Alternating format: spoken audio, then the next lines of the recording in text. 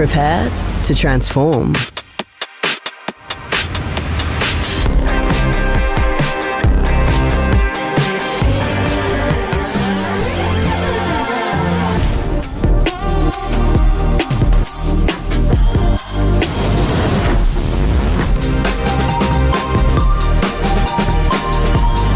Whatever life you choose, prepare to be moved in the all-new Nissan Qashqai.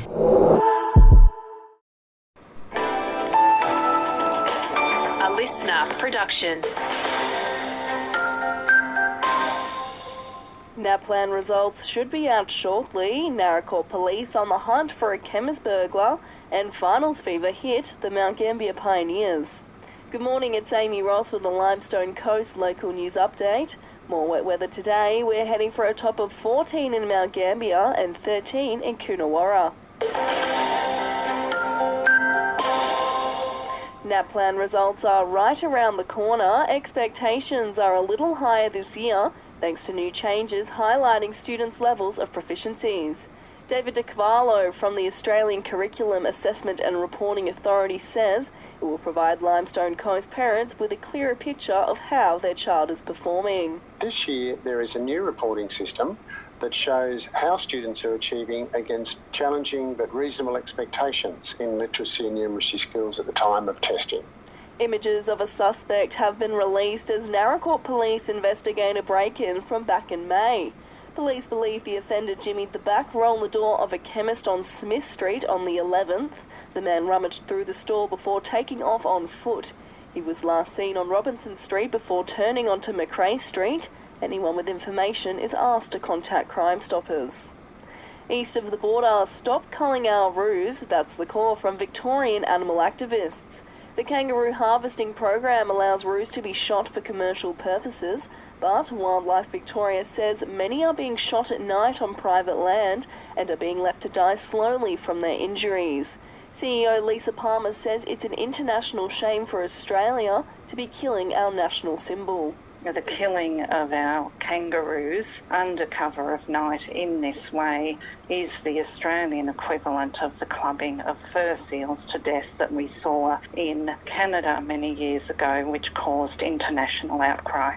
Make sure you head to Penola this weekend for some free mulch. Wattle Range residents and community groups are invited to visit the Penola Resource Recovery Centre from 10 a.m. to 2 p.m. to load up trailers and utes. We're being asked to wear our own personal protective gear and ensure any loads are covered on the way out. And outgoing Mount Gambier Rotary President Pat McEwen has handed over the reins to Ian McDougall.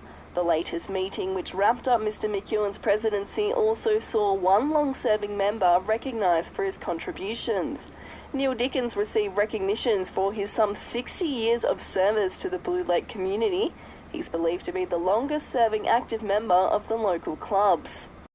After this, there is no turning back.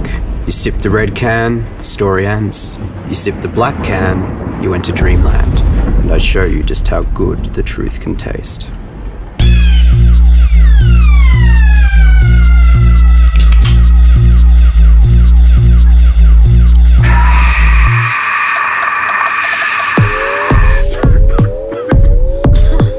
Take the Pepsi Max Taste Challenge.